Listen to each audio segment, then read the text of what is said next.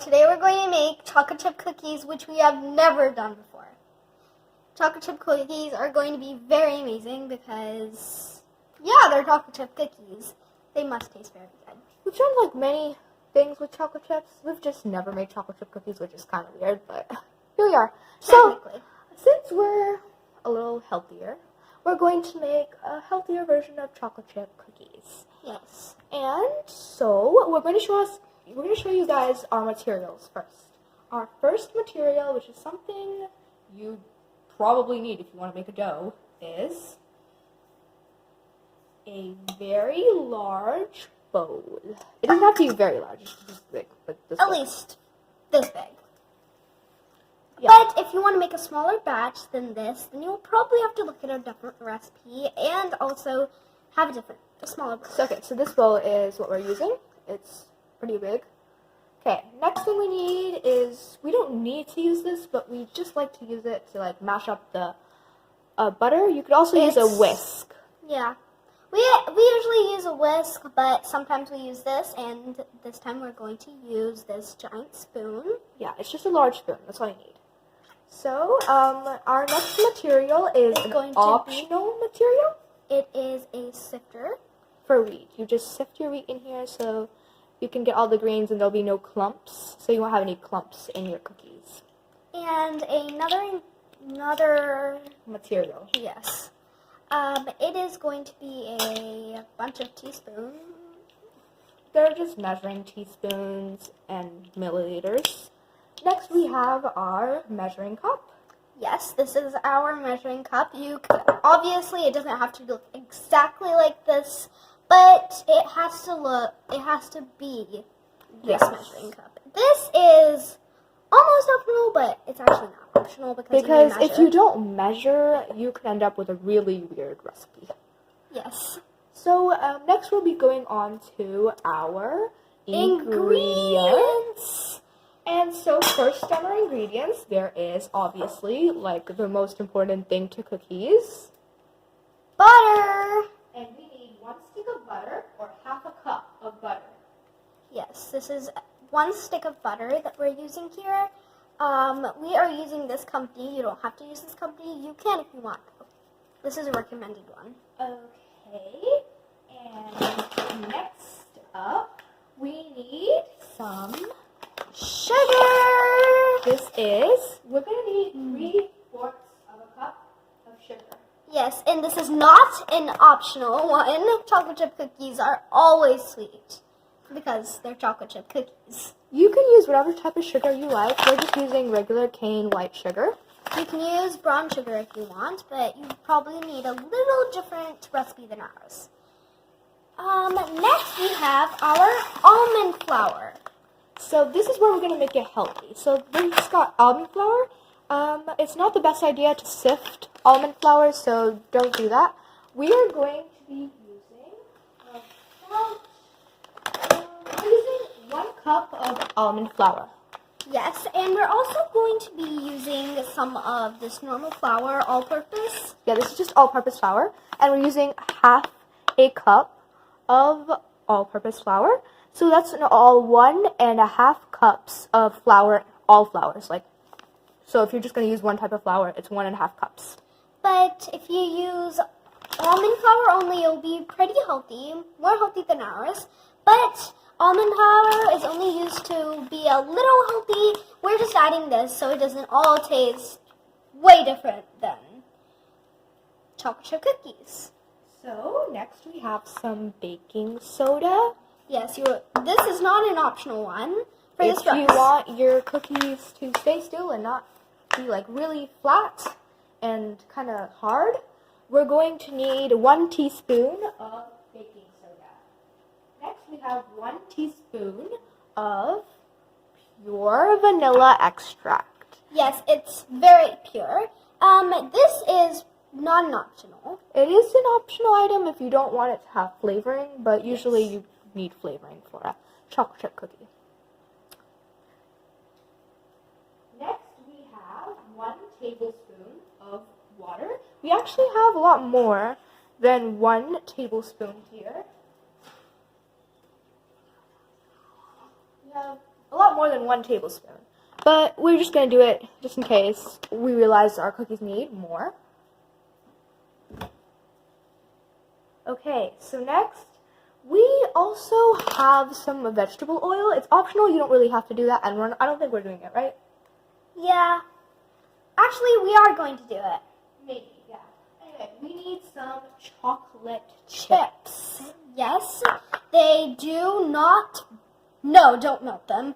And since this is chocolate chips, you can find another recipe for chocolate chunks. You can put chocolate chunks if you want. All you have to do is switch them out. But we're not giving you a specific amount because you just put as many as you need.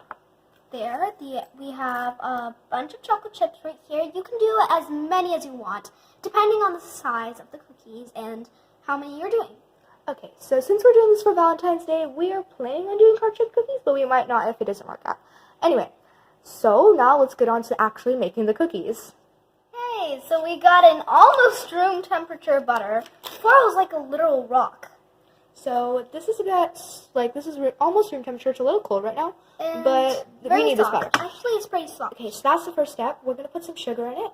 We're going to put all 3/4 cup of sugar, and after we put it, we'll come back.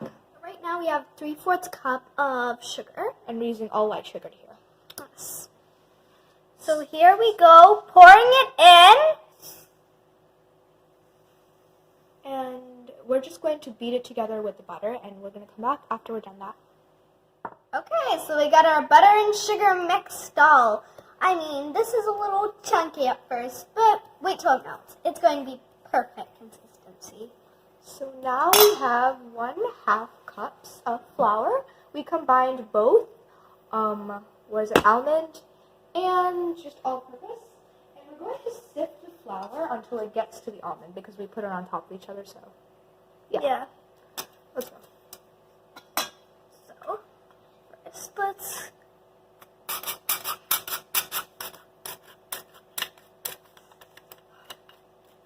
Some of it might not swift because it might fall out, but that's okay. And the almond flour doesn't sift, so.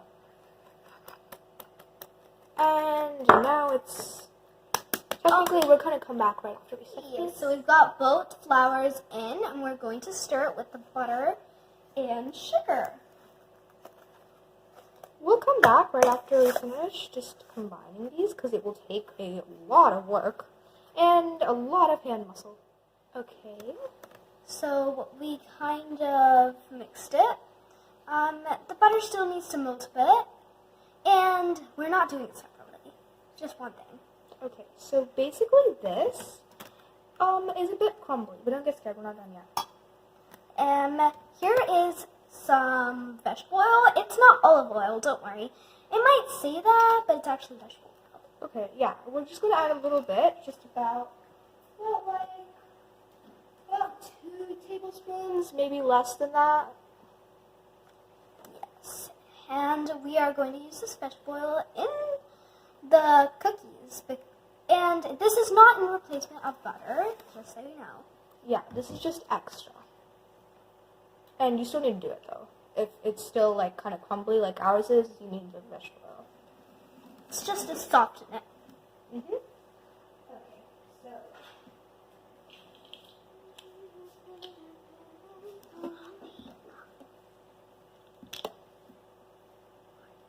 Alright, So now we've mixed in the vegetable oil. We did 2 tablespoons of vegetable oil. Now we have to add 1 tablespoon of water. So we're going to be very careful right here. Oh no, we have some in there. It's okay. So we'll just put a little less. Okay, fine. We're just going to put it like this. So we'll mix this and we'll come back. Next we need to have the vanilla essence though, so keep that ready. And next it's time for the vanilla extract. Yes, now we've mixed in the water and the vanilla extract is right here. We're using pure vanilla extract, McCormick. So we're just going to open the packet. And we have 1 teaspoon. 1 teaspoon vanilla extract. It's probably enough vanilla extract. If you add more, you'll have a lot of flavor. We don't technically measure this because it might have too much. At least 2 drops is enough. Yeah, 1 tablespoon seems a bit much, so we're going to put a little bit less. Because we don't want that much Maybe flavor. 1 teaspoon is enough. We're actually going to be doing half of a teaspoon. Half a teaspoon. Actually, it sounds pretty good. Maybe like half of a teaspoon. We don't want that much. There we go. So this is about 1/4 teaspoon. And our vanilla extract is done. So we just need to mix that in, and it probably will smell good after you put the vanilla extract in. Yeah, and next we're going to have our baking soda, so make sure you get that ready, okay? Done mixing the vanilla extract in, and we're getting a little less than 1 tablespoon of baking soda. You can put 1 tablespoon. We're just putting a little less because we're just like that. So we'll mix this and come back. And get your chocolate chips ready because that is the last step for making the dough. Yeah. Okay, here we go. We have finished mixing our baking soda in, and we are getting our chocolate chips ready for the fun part. So we have about a little less than a cup, about like 3/4 cup chocolate chips. You can put as many as you need, and we might need more than this. We're not sure. So we'll just dump them in. Yes, and this is what type we have.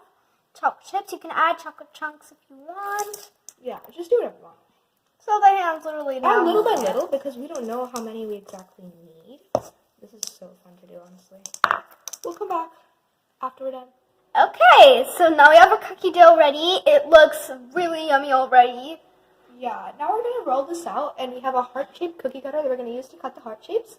After we're done with all of that heart cutting and everything, we're going to come back and show you how much you need, like how to bake it, how long you need to bake it, and what temperature you need to bake it at. Oh, and also, one thing we needed to tell you is that you don't have to actually use a heart-shaped cookie cutter. You can actually use any shape you want. Since this is for Valentine's Day, we're doing it for Valentine's Day, so we're doing heart shapes. But you don't have to do heart shapes. You can do circle shapes if you want. Yeah, okay. So, yeah. Okay, so we finished our dough, and we made them into little heart shapes. I know this might be upside down, but yeah, they are heart shapes. Okay, so we need to preheat the oven to 350 degrees Fahrenheit and bake for 10 to 12 minutes. Okay, so let's get baking. And here are the finished results. Ours are a bit overbaked, but if you bake them for a little less time, then they'll be really, really chewy. This tastes very good. Trust me, I've tasted them. So, this is a cookie, and it tastes really good with milk. Perfect. Well, enjoy!